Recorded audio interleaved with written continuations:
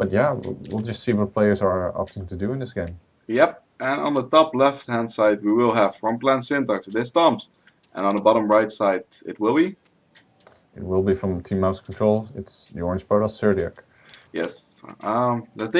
The guys in the chat think you spoiled the results. No, No? I actually really don't know, guys. Like, I just don't know because I don't even have the replays with me. So it was just a wild guess. One of the things I love about the guys from Syntax is that they have the clan tag arms, which Yeah, does symbolize the fact that they have arms. It really makes it all that more interesting. it's kind of hard to play StarCraft without arms. Yeah, they might have been like Syntax with a feet keyboard, else they really want to point that out. And I never got that clan tag, but I think it's funny. Should Uh-huh. ask the guys from that sometime why they chose that. Yeah. We see So we see so far it's gonna be a very similar build. Gonna go for the gateways and stuff like that. What would you yeah, like to see from the guys? I'd like to see a macro game. I'd like to see a significant amount of just both going for like an expansion.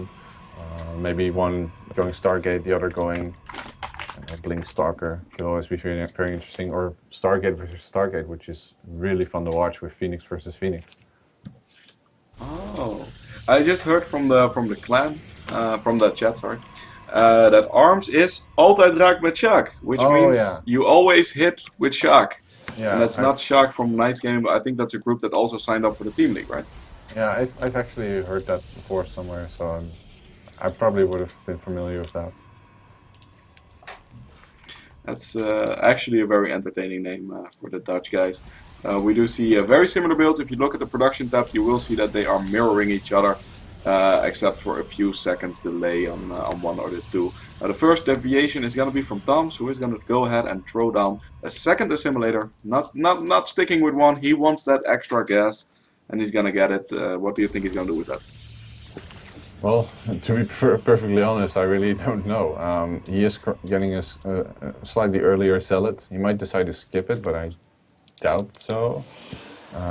I think Syntax Thomas will actually decide to go for maybe a bit of gateway aggression to try and punish whatever this double gas is for. Yeah, Zealot's almost out, not being cancelled in favor of getting that earlier Stalker, so he can actually cancel, kill this probe. Yep, the Zealot is gonna go ahead and chase that probe. Won't catch it, of course, because the probe is slightly faster. Both players have opted to get a Zealot. The Zealot is can be useful during the beginning of the game, and it's never a bad unit. I mean, you can get it, you can still get No, your Stalker after that, and the Zealot is a very good tank in any position. Now, it does look like Thoms is gonna go and throw yeah, down the Nexus once again. It's gonna be the same build as the first game. Let's see if we will see a Stargate once again from SerDiuk. I don't know about that, but it worked out really well, so why not? interestingly enough, SerDiuk spotted it straight away, which gives him two options. Either you go for something like an all-in to regress, to kill it, or you expand on your own. And judging from the amount of minerals he has, he's going to expand on himself again, himself as well. Okay, that's will be an interesting choice because he knows he's gonna be well at least 50 seconds later. Yeah, he's gonna be around 50 seconds later, but he is gonna go ahead and throw it down. Um, Now, what did he gain in those 50 seconds? I don't know because Thomas is already starting his robotics facility, so he's just gonna be a little bit ahead. But yeah, it looks like SerDiuk feels comfortable to go into the macro games against Thomas, and Yeah. Thomas is adding a lot of gateways as well too. I think. Yeah. So this is really, messing up SerDiuk's build. It seems he's got 400 gas and isn't really doing anything with it. Of course, it's not bad in PvP to have a gas bank because a lot of the important units do cost a lot of gas. And he's going to go Stargate, which is the proper response to Robo, even though he hasn't seen it. Yep, he hasn't seen the Robo, but he knows how to respond because he really likes them Stargate units. I really like the Protoss players going for the Stargates because of the fact that in HOTS it's so much more powerful. You have so much more options, and there is going to be two sentries snapped off. Is it going to be Yeah. number 3 as well? It's starting to look like it. Yep, it's going to go ahead and get that third one. That's a lot of gas loss from Thomas. Yeah, and keep in mind that Thomas, he started mining that gas early, so he had to sacrifice early mineral income in order to get that gas, and has effectively just lost it. So this was a good trade by SerDiuk, who is still sitting on a lot of gas himself, finally spending his money on Phoenixes, getting an additional 2 gates. So his build is quite similar to the previous one, except that this time he did throw an early expansion of himself down. Yep, he threw down the expansion, so it's gonna be a similar build with more macro behind it, more of an end game behind it. It's not gonna be as all-inish because last game, if he didn't kill the expansion from Thomas, he would have been in a horrible position, of course, because he would have been so far behind in the macro department. Now, Thomas really likes them immortals. Must be the name. Yeah. It's like both players are going for a similar composition. Cute to note is that Thomas does have 2 stalkers in the back of his main, so he has kind of learned from his mistakes of the previous game, losing so many probes. Speaking of which, by the way, he has absolutely no idea what his opponent is doing. Yep, his vision is indeed that he does not even know if his opponent started with a Nexus, which is not the best scouting information, I can tell you that, but he is playing like Frank would play right now after the eye surgery. He's playing completely blind. Yeah, I get the joke. So there's an observer though, which is going to scout stuff out. But yeah, I guess he would have scouted if he had sentries with energy to make hallucinated phoenixes with, but he just couldn't. Um, and yeah, Phoenix is now going to swoop in into the main of Tom's, trying to go for some juicy probes. Yep, of course, one, you do get a lot of scouting information. Two, there's gonna be two stalkers being really annoying, two extra being warped in, so not gonna do too much damage. I think he Oh, he picked might up pick up two, the but sentry. SerDiuk Yeah. really likes killing sentries. There we go. Might lose one Phoenix though. No, just barely doesn't. Yeah, just barely. And he does, I think he should have, well, he did see the Robo Bay, which is, of course, very indicative of his tech route. And actually, Thoms has decided to throw down double Stargate of his own. Yep, double Stargate on the way. Like you mentioned in the first game, end game, Protoss, best decision. Should be Stargate. He's gonna go ahead and make some Phoenixes of his own to start with. And it looks like his opponent is starting the first, I think, Void Ray. And that's gonna complement the Phoenixes he already has on the field very well. And yeah, these guys really want to get up in the air. And it's gonna scout it though. I think did he see both of Yeah, them? he Scouted had both of them, he had to have seen him, if not before.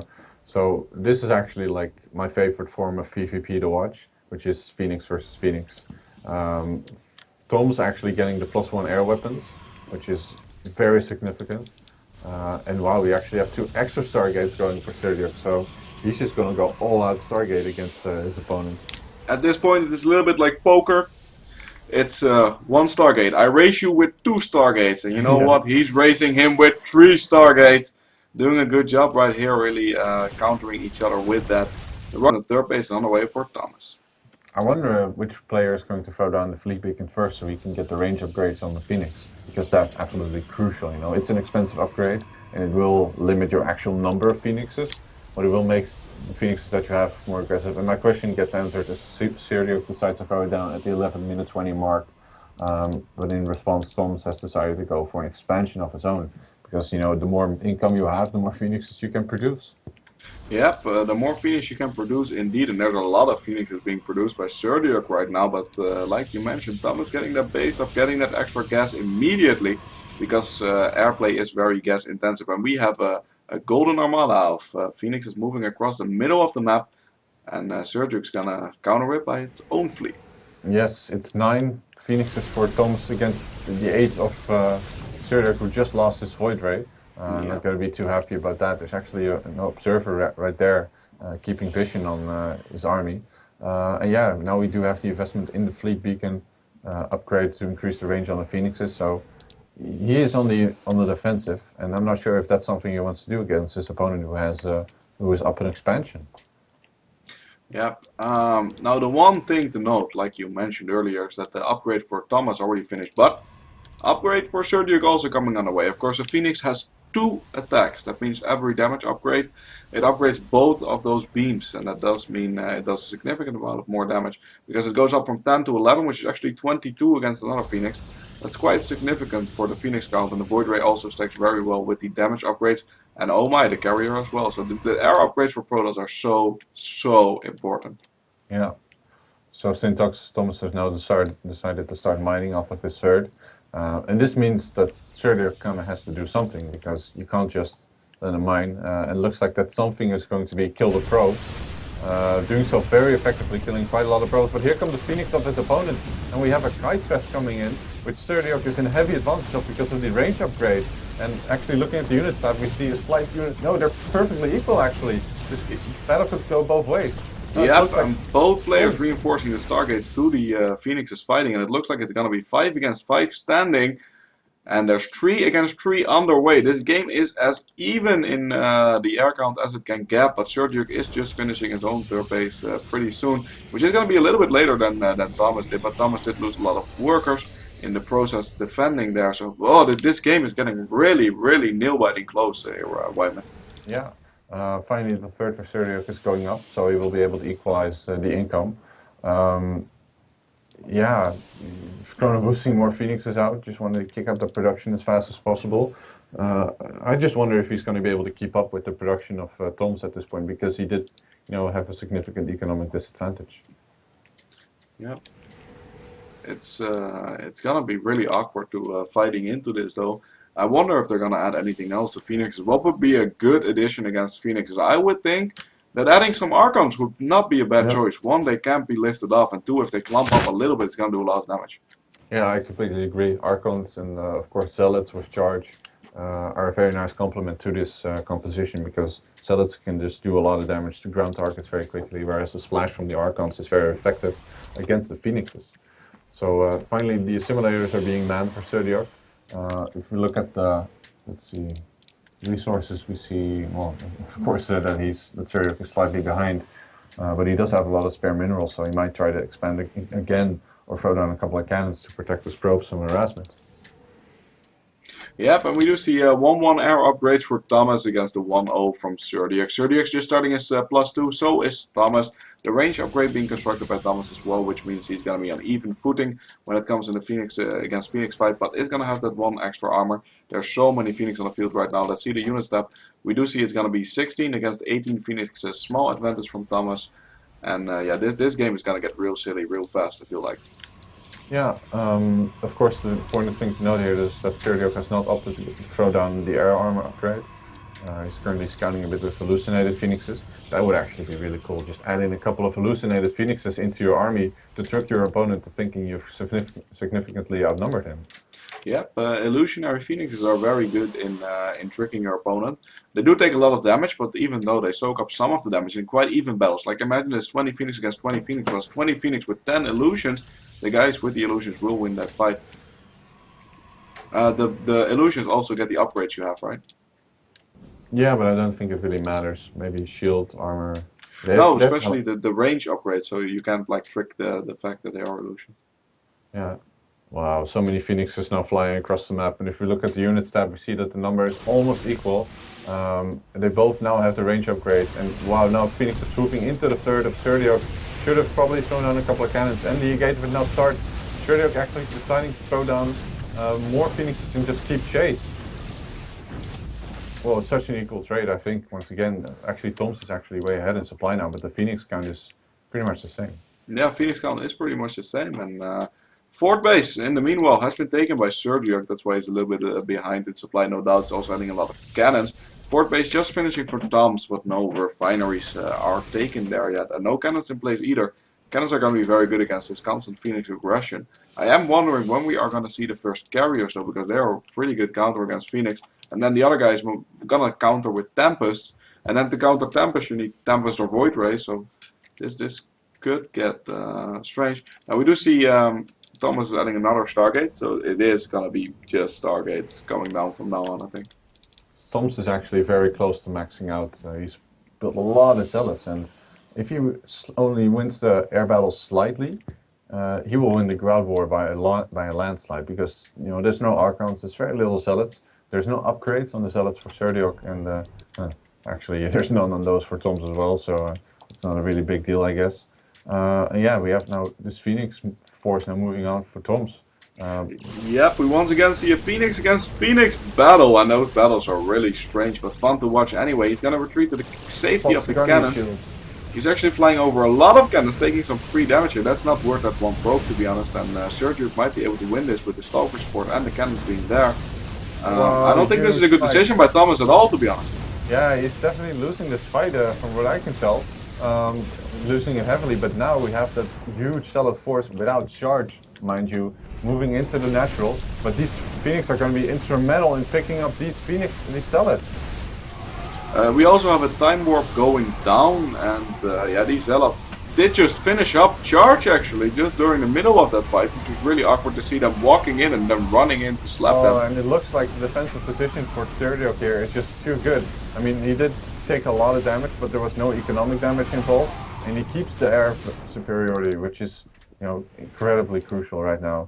So his army does take losses, but it's not as learning as you might think. Warps in high Templar to transition into Archons at this point, actually.